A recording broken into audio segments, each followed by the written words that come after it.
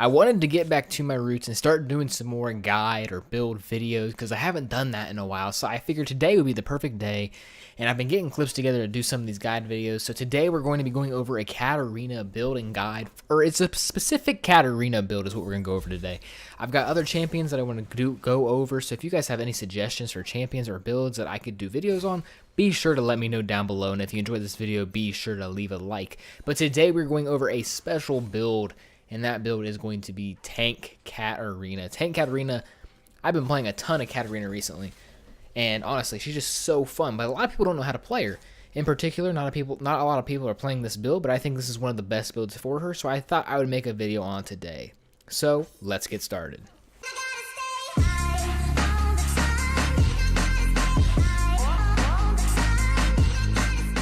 Starting off, just a quick overview of this video. First, we're going to start off by going over the build, and then I'm going to have a couple tips. I'm going to talk about some items, and then we're going to have a couple tips. I'm going to go through laning phase and team fights, because this build is a little bit different than the traditional Katarina, and the playstyle's got to change a little bit for you to get the most out of it. So, starting off, we are going to be talking about the starting items.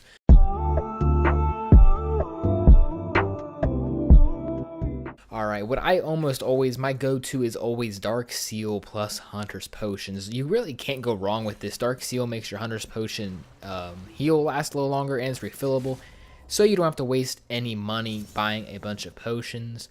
It seems like an alright build, and if you start snowballing, you can also get Magi's eventually. Two other starting items that you can go is also Longsword and Potions along with Boots and Potions. I personally do not go those very often if they fit your playstyle better. If maybe you want Boots because you need to dodge somebody's abilities, maybe Syndra or whoever it might be, you might go for Boots. And if there's any other items you want to go, you can honestly go them as your starting items. But if you're not sure, I would just stick to the Dark Seal and Hunter's Potion because you honestly can't go wrong with it.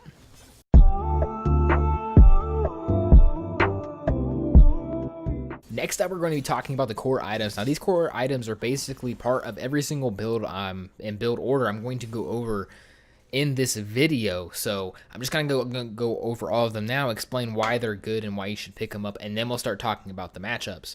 So the general build for this tank build, the general items you'll end up with is going to be Rylai's, Lissandre's, Void Staff, Sunfire Cape, Spirit Visage, and of course your boots. And I also have Hourglass thrown in here, but I'm going to talk about Hourglass in the end. I'm also going to talk about Luden's Echo. So we're going to go ahead and get into the matchups. One thing before we get into it, as far as boots goes, you can honestly go any boots you want. If you're not sure what to go, just go Magic Pen boots. But if you think you need the reduced tenacity, or the resistance, you know, you could go Merc Treads, or if you want, maybe if they're a full AD team, you can go Ninja Tabby. It honestly is up to you, but if you're not sure what to go, just stick with the Magic Pen boots. They are perfectly fine. So now let's talk about the AP matchup.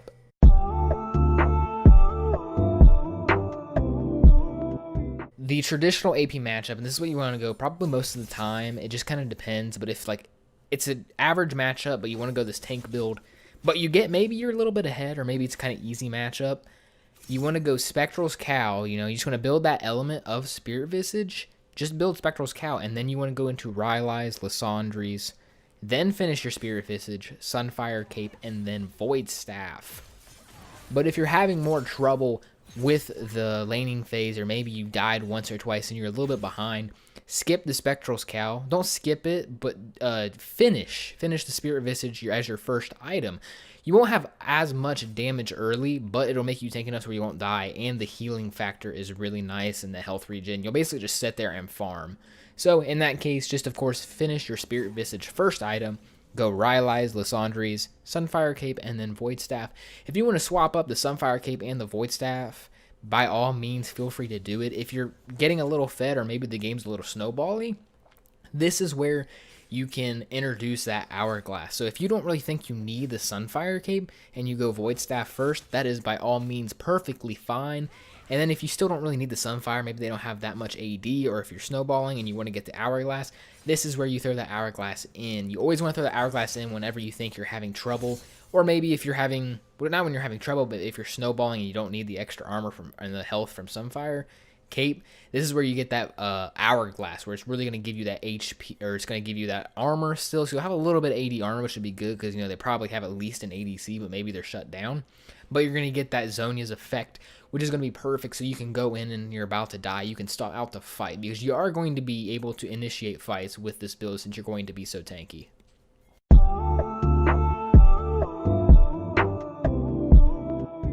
Moving on to the AD matchup, you're going to be wanting to go Sunfire first item, and I know it's like, what? But it's actually really good.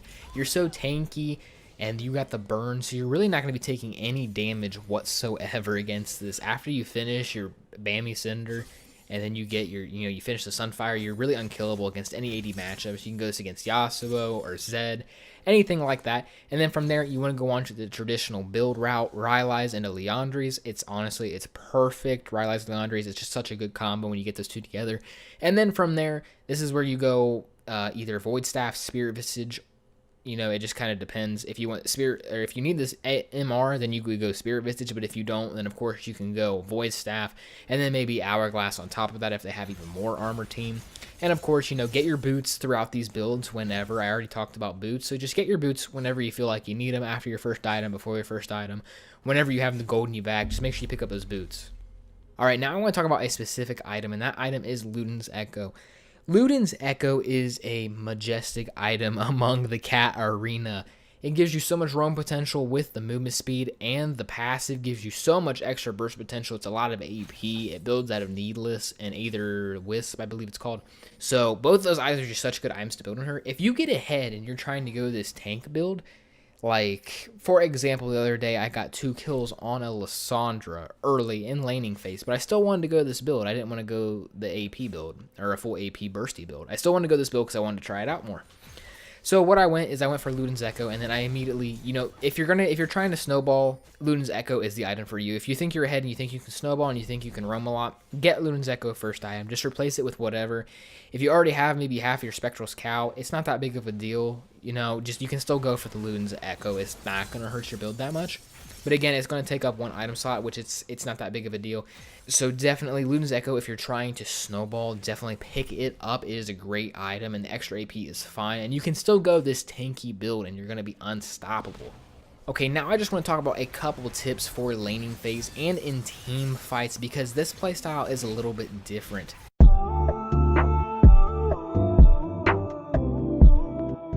With this build, you're going to be so tanky in laning phase. Like, you're going to be a little bit tankier, but you're going to have less damage because you're not building a raw damage item, unless, of course, you're going for the Luden's Echo. So in this case, what you kind of want to do is you don't really want to go for an all-in unless you're just really that far ahead. But if you are going towards a tanky item first item, you can't really go in and one-shot somebody, but you are tanky enough to where they can't really win a trade with you. So that's what you want to do, is you want to have a bunch of small trades, maybe 3 or 4 small trades until you get them low enough to where you can kill with your ult. Honestly, you still do a ton of damage, so if you really just get them down to half HP, then you can go in for an all-in. But there's 2 combos that you can go in for with this build, 2 or 3 to be honest. It just kind of depends on your variation of it. But if you just E onto them, W, Q, you hopefully land your W passive, and then you can actually E onto your Q passive. When I say passive, I'm meaning the dagger on the ground. So if I talk about that back and forth, just know what I'm talking about. When I say passive or dagger, you're going to be able to pick that up and do that extra damage. It's a lot of good items. And what you can also do is you can EW, and then that can be the trade right there. You throw your Q. Sorry about that, I hit my mic. But you can throw your Q, and then you can just E out to safety. Another way you can poke them down is you can throw your Q first, and then jump onto your dagger from your Q. Now you can either you can use your Q onto the enemy champion themselves, or you can use it on a minion and line it up to where it lands right on top of them. So you can E straight to your passive. Right when it lands, it's going to hit them. So that's definitely good. So, you know, it's going to take some practice. I'm going to have a full Katarina guide in the future, going over every single combo and strategy and laning phase, team fights, and everything. So if you guys are interested in that, be sure to subscribe and stick around. That's going to be coming up in the upcoming weeks. So just whenever I get that out, that's going to be out. I'll be sure to put a link in the description of this video when that's out. So if you're watching this in the future, be sure to check down there if you're interested. But moving on to team fights, I just want to say that real quick, you know, since it was time. But moving on to team fights are a little weird with this new Katarina, because that's the thing. A lot of people that do this build, they're still playing. They can't really play. You know, you go all in. You can do that with this build, and you can be tanky. But the one thing about like the hourglass build on Katarina, not hourglass, but you know, full AP build, is you can't really go in and poke them during team fights. Once you go in, you pretty much have to go in and hope for reset. With this build, you're so tanky and you have so much health regen, you don't really need to just go all in at one time. Q them and E onto your passive and poke them down. So jump into the team fight, and then you can just walk out, or as soon as you get your reset on your E, you can just E out. You can do a lot of poke. Like, you'll be surprised how much damage you actually do with this build. This is called the tanky Katarina build, but it's honestly, it's not that tanky. You know, it's like full tank or anything. It's a hybrid build. You get a ton of HP, 3,000 plus HP, which is just insane. Almost 3,000 or 3,000 plus. It's just insane. But just keep in mind that you don't have to go all in at one time. You can poke them down and walk out of the team fight. If you go in and it was a bad engage, you can walk straight out and reset, regroup with your team. Anyway, guys, that is going to be it for this tanky Katarina build guide. If you guys enjoyed, be sure to let me know down below. Also, let me know what other champions you'd like me to do guides on, or what other builds you'd like me to do guides on, and let me know on the format of this video. Let me know if you liked it, and if you did, you know, let me know. Or if you have any suggestions on what I can improve on, be sure to let me know, because I'm always trying to improve. Thank you guys so much for watching, and I'll catch you guys in the next video.